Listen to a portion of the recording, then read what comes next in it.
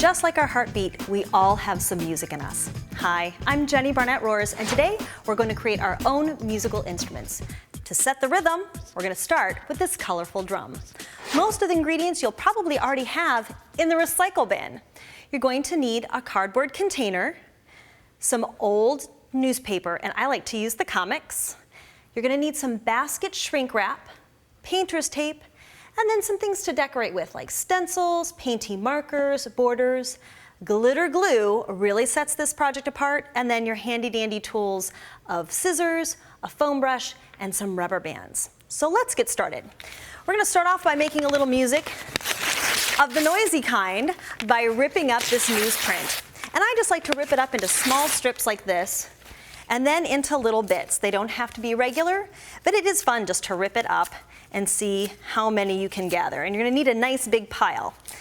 The next thing you're going to want to do is take your cardboard container, and we're going to remove the bottom. You can throw away the lid because we're not going to use that at all. But we're going to remove the bottom by taking our scissors and carefully poking down. And you might want to have some grown-up help for this one. And just saw it back and forth. Once you get it going, you can actually use it more like a scissors. And even rip it out with your fingers a little bit, just like this. Now, once we've got that done, we know that this is going to be the top of the drum and that's going to be the bottom.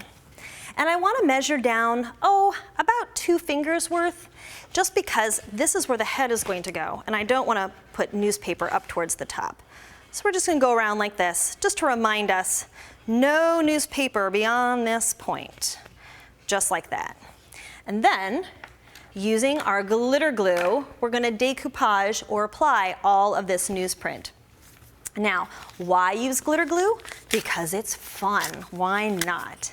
It also just adds one little bit of decoration that you don't have to add on at the end. But if all you have is white glue, that's fine. Use that too. And first you want to add some glue onto the drum. Pick up a piece with your foam brush, like that, and then just lay it down and dab some more glue on top. So once you've got this all covered, you're going to set it aside and let it dry, and it'll look something like this. So this is when you can start really having fun and making it personal in the way you want it to be for you.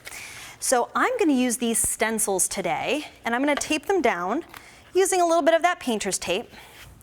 This one's going to be for my nephew Ben. And I just tape them down into place. Let's see, we'll just start with B for today. And now we're going to use that painty marker and go right through the stencil to create our decoration. Just like this. Now, if you're a little nervous about using a painty marker, you could also just trace it out with a pencil and then color it in later with something that you have on hand. If you like to paint, you could absolutely just skip the stencil part and just paint your initial on. Or, if you don't even want to do an initial, you could do flowers, hearts, stickers, go crazy, have fun with it. So we're going to go ahead and set this aside and let that dry. And when you're done, you'll have something that looks kind of like this. See how I use my flower decorations here? And I just want to show you, it's so much fun to add little dots. These painting markers make great little dots in the middle of things. So I like to use that to outline my decoration. But let's get the head on, because it's not a drum until it has a head. So now I'm using basket wrap. And I don't measure, I just pull a piece out and cut it off like this.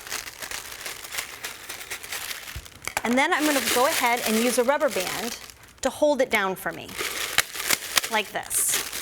And I just straighten it out a little bit, tugging it all the way around.